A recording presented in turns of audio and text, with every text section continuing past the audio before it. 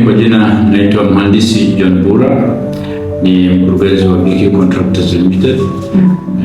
Vile vile ni mtaalamu katika mambo ya ujenzi, hasa mechanical construction. BQ ni kampuni ya class 1 kwa mechanical, electrical, civil pamoja na building. Tunafanya miradi mingi, lakini mwaka huu ni mwaka wa 30. Tumetimiza miaka 30 kwa sababu kampuni ilianzishwa 1996 Aprili. Ilianzishwa kama kampuni ndogo tu ya kifamili. Tulikuwa tunaita briefcase company. Manake miaka 10 ya mwanzo ilikuwa ni kama wamachinga. Ilikuwa kwenye ofisi ambayo ni ndogo, container pale Upanga. Wakati huo na mimi nilikuwa nafanya kazi ya nchi ile. Kwa hiyo kila nikija leo naangalia kampuni inaendeleaje, lakini hapakuwa na kazi ngumu ambayo tulikuwa tumeifanya, ni kazi ndogo ndogo tu. Lakini mwaka wa 2007 wakati nimeacha kazi Ulaya, nimeacha kazi ya ujenzi kama kule Ulaya, ambayo nilikuja miaka hiyo nilikuwa nakuja Tanzania kama expatriate. Kwa hiyo nikastop sasa kufanya kazi ya watu, badala yake nikatamani niendeleze kampuni yangu. Kwa hiyo tulianza mambo ya corporate restructuring, kuhakikisha kuwa kampuni yetu inapunguza gharama ya kazi, inatengeneza faida. Kwa hiyo mwaka huu wa 2007 ndio tulikazana, maana tujue tunakula nini, watoto wanaenda shule vipi. Mwaka 2017 tulianza kuongeza ubora wa kufanya kazi ya joint venture na kampuni za nje, kampuni za ndani, hasa kwenye miradi ya oil and gas ambayo watu wengi walikuwa naiogopa kwa sababu ya utaalamu, lakini sisi tuliweza kufanya transfer of technology kwa kuajiri watu kutoka nje wakati tukipata miradi mikubwa. Tunashukuru vile vile TPDC kwa miradi mikubwa na kutuamini. Kwa hiyo tuliweza kuajiri watu wa nje kufanya transfer of technology ili baadaye hatimaye tusiwategemee tena watu wa nje. Kwa hiyo tulikuwa na strategy hiyo. Lakini mwaka 2021 tukaona tuongeze kasi zaidi kwenye mambo ya gesi. Na tulifanya mkazo zaidi iwe miradi ya gesi, kwa sababu miradi ya gesi ilikuwa ni miradi mipya ambayo makontrakta wa Tanzania hawaijui, wanafikiri ni kazi ngumu sana.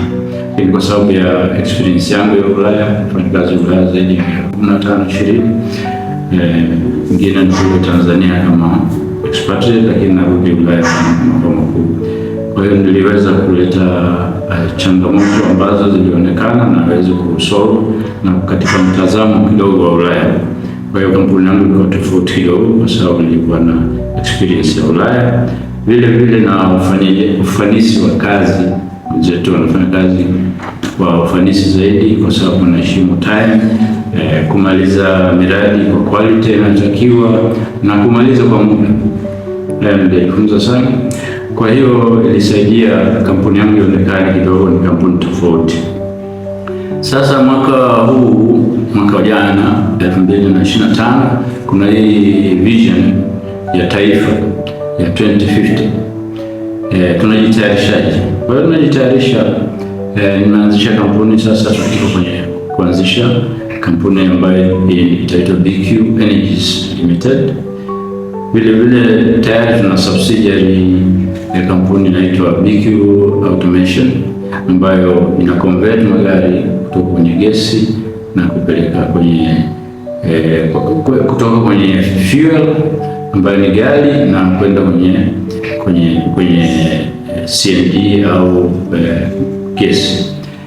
Tumefaulu sana convert magari, yani kubadilisha yatumia gesi kwa sababu ina faida. Vile vile tuna miradi ambayo mji wa Dar es Salaam miaka minne iliyopita tumeweza kupeleka gesi kupeleka kwenye nyumba kama 700 hivi, nyumba nyingi zikiwa ni Kurasini Police Barracks na zingine za Sinza.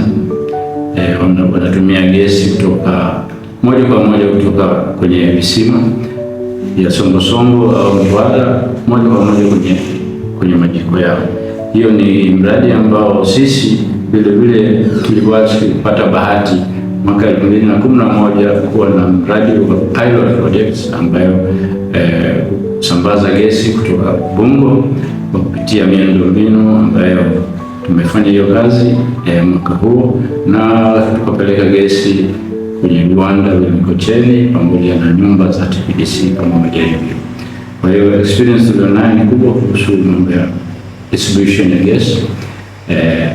Sasa hivi vile vile tuko kwenye mkakati wa mwisho baada ya kupata mkopo wa kutengeneza kituo chetu cha CNG, vile vile na kupanua kidogo conversion ya magari ili tuifanye kwa professional zaidi na kwa kasi zaidi, tukiangalia mbele kuhusu vision ya taifa ya 2050.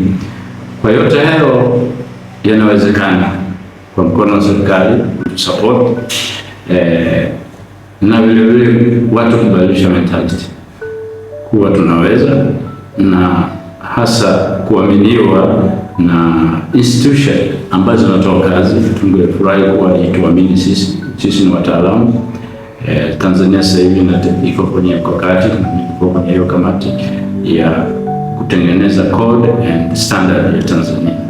Kwa hiyo nadhani bila kuamini watu wetu, maengineer wetu, consultants wetu, tutafika mbali. Hata vision itakuwa haina maana yote kama hatutaendeleza Tanzania, kwa sababu hakuna mtaalamu hata wa nje anayekuja hapa akipenda tu kuendeleza hii nchi kuliko sisi. Sisi tumeacha kazi nyingine, wengine tumepata bahati kufanya kazi nje, lakini tumerudi nchini tuone kuwa tunaweza tukabadilisha hali au hatuwezi kubadilisha hali, lakini inategemea na support ya serikali na kukubali wataalamu wa Kitanzania.